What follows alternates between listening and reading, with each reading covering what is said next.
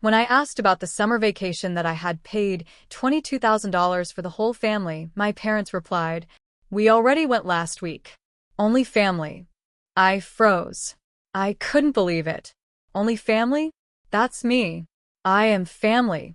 And I swear, I thought I knew my parents. I thought they appreciated what I did, all the planning, the money, the effort. But that moment shattered everything. Let me back up. Before diving into the story, comment where you're watching from and don't forget to subscribe so you won't miss the latest stories. I had been saving for months, working extra shifts, skipping nights out, just to plan a summer vacation for the entire family. $22,000 isn't pocket change, it's a serious chunk of money. And I wanted it to be perfect. The kind of trip where everyone laughs, where memories are made, and maybe, just maybe, where I finally feel seen. So I booked it. Flights, resort, a huge vacation home, everything. And I thought, finally, I'll get to see everyone together happy. Maybe even remember me as more than the kid who always pays for everything. Fast forward to the day I nervously asked my parents about the vacation I had planned. I texted, "Hey, just checking, are we still on for the summer vacation I booked for everyone?" And their reply? I read it once, then twice, then 3 times. "We already went last week. Only family." I felt like the floor dropped out from under me. My stomach twisted. My chest tightened. My mind raced. And just when I thought it couldn't get worse, a month later, I got another message. "Hey, the rent is overdue. Did you send the money yet?" I stared at my phone, frozen. And then, slowly, I typed back, "Only for family, remember?" It hit me like a punch. They didn't see me as a daughter. They didn't see me as family. They saw me as a wallet. That's it. I paced my room, rereading the texts, my heart pounding, my mind screaming. How could they do this? How could they go on a vacation I had paid for and not even tell me? And then ask for more money? The worst part wasn't even the texts. It was the silence afterward. The cold, casual way they treated it, like I was the one overreacting. Like I was being dramatic. Right then, I knew something had to change. I couldn't just sit quietly anymore. I couldn't let them get away with it, not after everything I had done.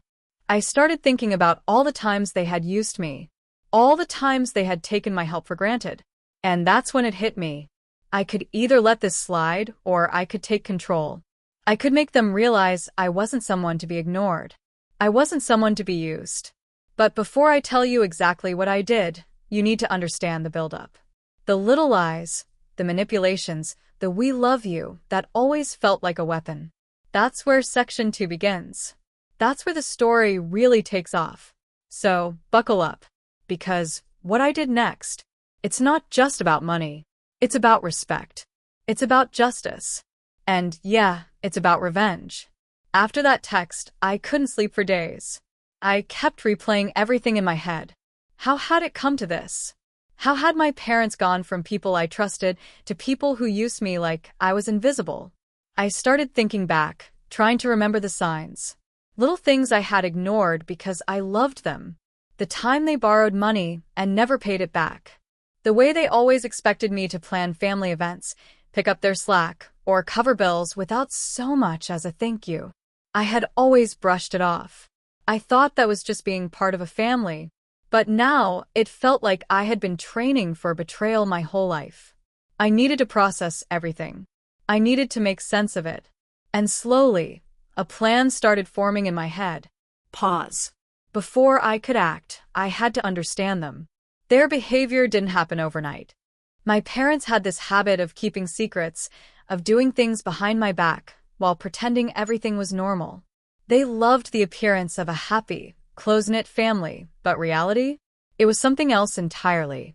I started talking to relatives, friends, even neighbors, anyone who might have noticed how my parents operated. What I found was honestly shocking. They had done similar things before, using family members for money, planning vacations without including certain relatives, or twisting situations to make themselves look like the heroes. It was painful to realize that I wasn't the first one. And I guess, in a way, it was validating. Not in a good way. It just meant that my parents were capable of doing exactly what they did to me. Meanwhile, I kept getting reminders of the $22,000 I had spent. Every time a bill arrived, every time a friend mentioned their summer trips, I felt that sharp, bitter sting again. I had spent my savings on something that didn't even include me. And worse, they had the audacity to ask for more money afterward. At first, I thought about confronting them immediately. I imagined storming into their living room, throwing the texts on the table, demanding answers. But then I paused. I knew myself too well. I would lose control. And if I wanted real revenge, if I wanted to teach them a lesson they'd never forget, I had to be smart, patient, calculated. So I started keeping records. Every expense I had covered, every favor I had done, every little thing that had gone unnoticed. And I wrote it all down. Not to prove something to them, no. I wrote it down to prove something to myself. To remind myself that I wasn't weak. That I wasn't the invisible one. Then came the planning. And this is where it got interesting. I couldn't just retaliate in a petty way. Sending angry texts or yelling at them. That would have been satisfying for a moment, but it wouldn't leave a mark. I needed something bigger. Something that would finally make them realize I wasn't someone to be ignored. I started small. I tested boundaries casually. I stopped volunteering for everything, said no to minor favors. And oh, the reactions were priceless. They were confused, surprised, a little irritated, but nothing serious yet. They still didn't see the bigger picture. Meanwhile, I made sure to stay calm, neutral, friendly even, because the last thing I wanted was to tip my hand too soon. Patience was key. Revenge isn't about anger. It's about timing, about precision, about making them feel the consequences of their actions in a way they can't ignore. And the more I thought about it, the more the vacation situation became my ultimate leverage. I had already spent $22,000. I knew where they had gone. I knew who had benefited. And I realized this wasn't just about the money. It was about respect, recognition, a lesson they needed to learn before it was too late. I started imagining different scenarios. Quiet, subtle ways I could make them understand what it felt like to be excluded. Ways that were clever, that didn't scream revenge at first glance. It had to sting slowly, gradually, like waking up one day and realizing I messed with the wrong daughter. But here's the thing, I didn't want to ruin my relationship with the rest of the family. They were innocent, or at least most of them. So my plan needed to be targeted, precise, focused. And that's when the first real opportunity appeared. A family gathering. Something my parents had planned, but hadn't invited me to, because apparently I wasn't family enough. And I realized if I played this right, this gathering could be the perfect stage for my plan. A place where I could show them, without saying a word, that their actions had consequences. I won't lie, it was exhilarating to start thinking like this. To turn betrayal into strategy. To feel in control for the first time in years. And the best part? They had no idea it was coming. Not even a clue. By the time the day of the gathering arrived, I had rehearsed everything in my head. Every move, every word, every subtle jab that would make them realize what they had done. And deep down, I knew this was just the beginning. Because if they thought they could treat me like this, take my money, exclude me, and still ask for more, they were about to get a very clear message. The day of the family gathering arrived, and I could feel my stomach twisting with nerves and excitement. I wasn't going there blindly. No, I had a plan, and every detail had to hit just right. I walked into the house, smiling, acting casual. My parents barely glanced at me at first. Typical. That's what made it perfect. They thought I was harmless. That I would just sit there, say a few polite words, and keep paying for everything, like I always did. But this time, I wasn't the same Emily. I had been invisible for too long. And I was about to remind them of that. I started small, casually mentioning things in conversations, little things they had forgotten, like how I had handled the airline bookings, or how I had paid for that summer trip they already went on.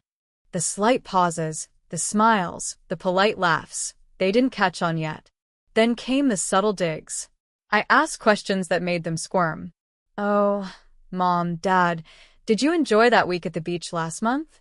I said it slowly, with a casual smile, but I could see the tension in their eyes. They were uncomfortable, and I kept going. Wasn't it the week I booked for everyone? The whole family. Crickets. You could hear the silence. And I loved it. They finally realized that I knew. I watched them shift in their chairs, exchange nervous glances, and mumble excuses. And that's when I started dropping little truths about what I had done for them over the years. How I had covered bills, planned events, even handled emergencies without a single complaint. I saw it in their faces. Guilt. Unease.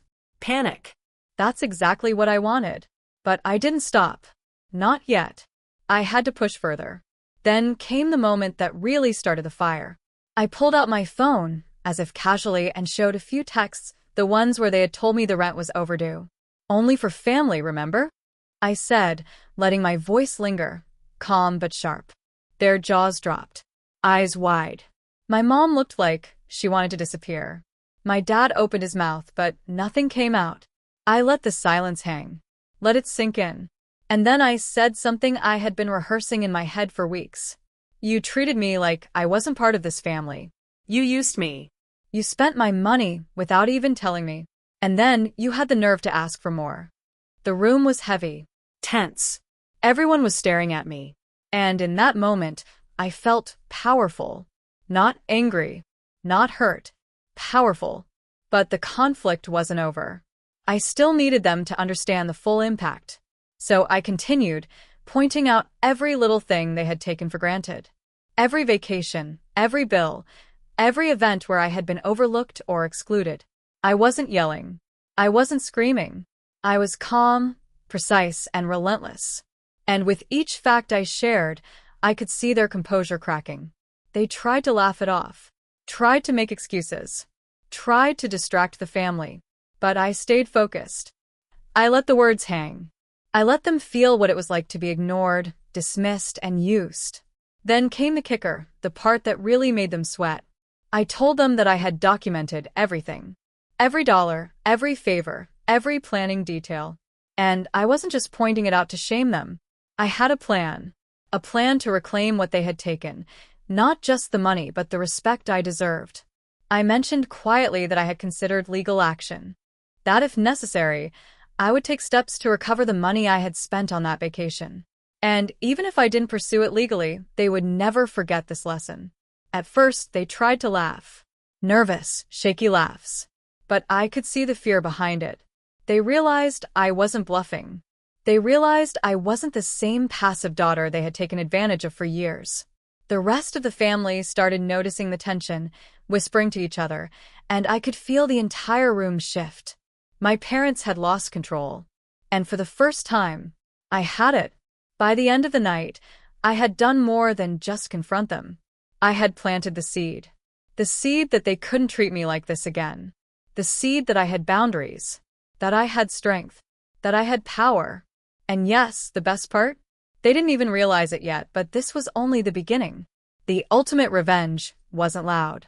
It wasn't public. It was slow, smart, and unforgettable. Because from that night on, they would never look at me the same way again. And that was exactly what I wanted.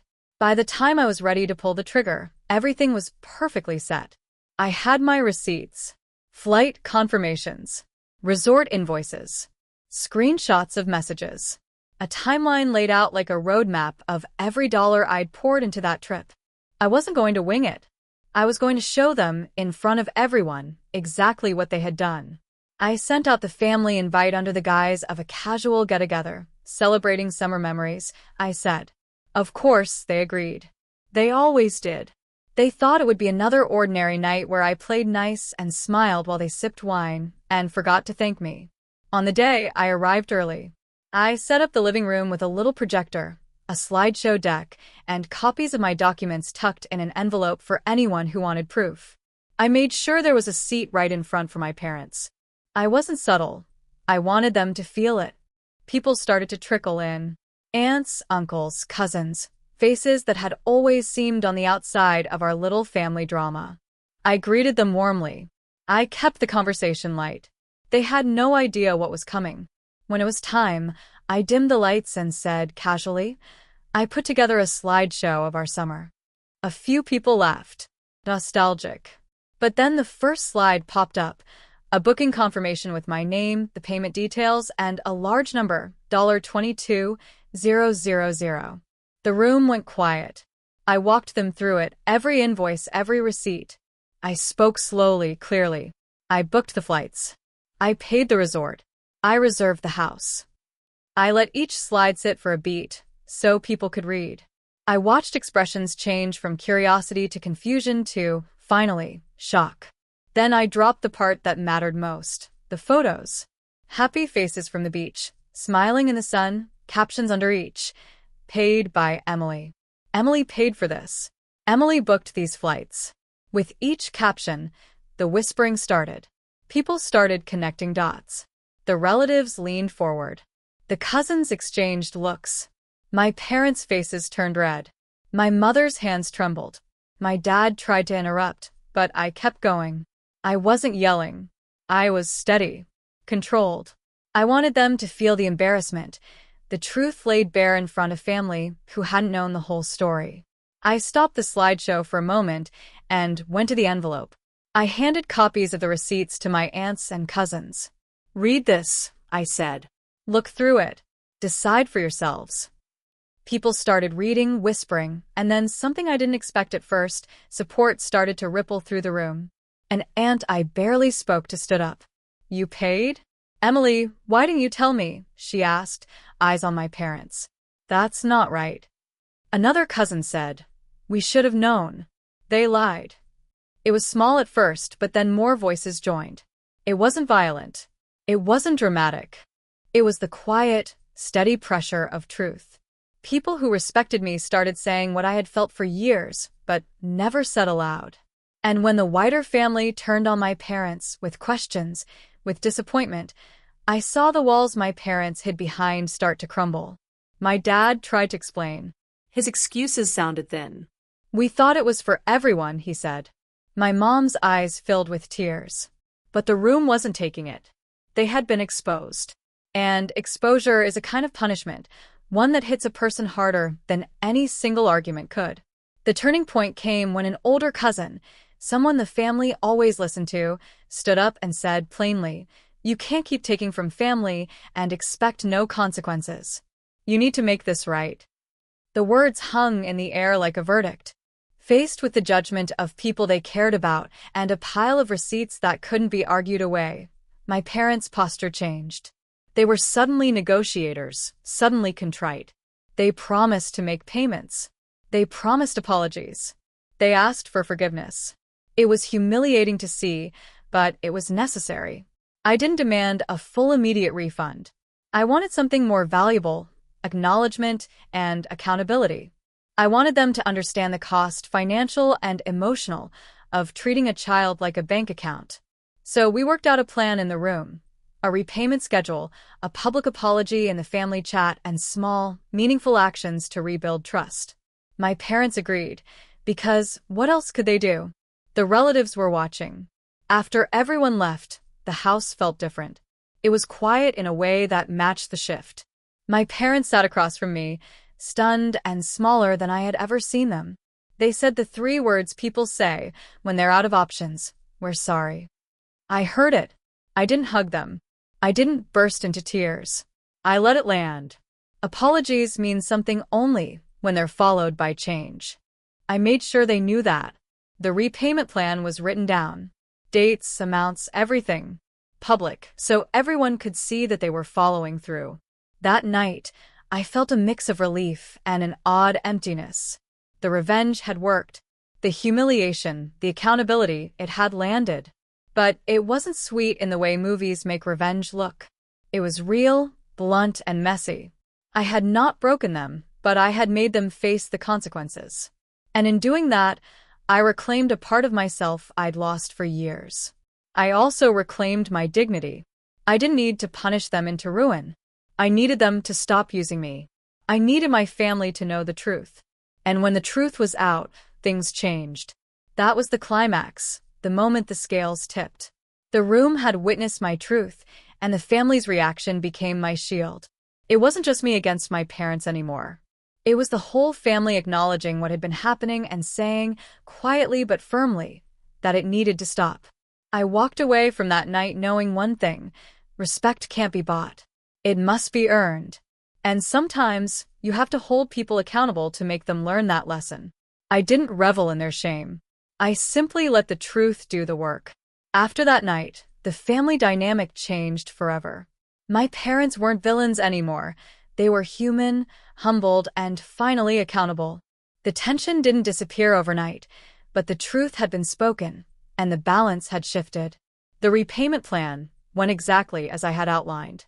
Each month, a portion of the $22,000 made its way back into my account. They followed through.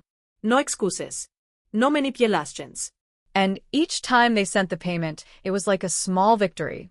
Not because of the money itself, but because it represented acknowledgement, recognition, respect finally earned, not demanded. More importantly, the family started seeing me differently. Cousins, aunts, uncles. They knew the effort, the planning, and the patience I had shown. They admired the way I handled everything, not with anger, but with strategy and poise. They told me later, quietly, that they had learned something too, that being passive, letting others take advantage, only reinforces bad behavior. My actions had shown them how to set boundaries. And my parents, they weren't proud. I could see it, but they were changed. Every family gathering afterward was different. I wasn't the one ignored, the one taken for granted. I had established myself as someone who mattered, not because I gave money, not because I planned trips, but because I stood up calmly and firmly for myself. I won't lie, it felt amazing. Not in a revenge movie, dramatic way, but in a real, satisfying, long overdue way. For years, I had carried the weight of being overlooked. Now I felt lighter, stronger. I felt respected. And that's worth more than money. Way more.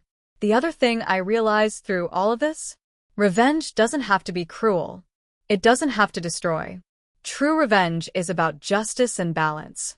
It's about holding people accountable in a way that makes them see the consequences of their actions. And that's exactly what happened. Over time, I noticed small, subtle changes in my parents. They checked with me before making plans. They asked for my opinion. They apologized for past behavior, not once, but in small, consistent ways. And while it wasn't perfect, it was progress. And that's what matters. I also learned something about myself. I learned that I am capable of patience, planning, and strength beyond what I imagined. I don't have to be silent. I don't have to accept being treated unfairly. And I certainly don't have to give my time, money, and energy to people who don't value it. Looking back, the $22,000 summer vacation wasn't just money spent. It was the catalyst for change. The trip that my parents tried to take without me became the moment I finally drew a line. It became the turning point where I reclaimed my voice, my dignity, and my power within the family. And you know what? Life after revenge feels different. Calmer, in a way. Stronger. More controlled. I no longer fear being used. I no longer fear being overlooked. I know my worth. I know my boundaries. And I know that respect is non-negotiable. The final lesson, the one I hope everyone watching takes away, is this: you don't have to be loud to be heard. You don't have to lash out to reclaim control. Calm, smart, and strategic action can change everything. And when you hold people accountable, not just for your sake, but for the sake of truth, it's far more powerful than any anger-fueled revenge ever could be.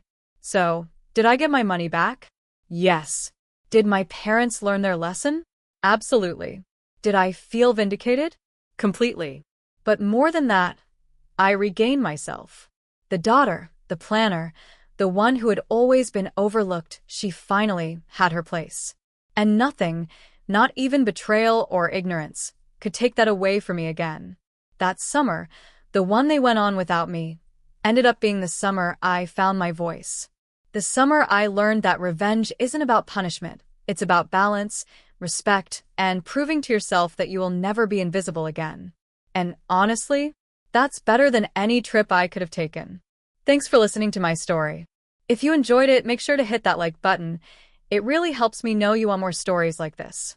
And don't forget to subscribe to Revenge Files for more shocking, true revenge stories every day. Turn on the notification bell so you never miss a story that will make your jaw drop. Thanks for watching, and I'll see you in the next one.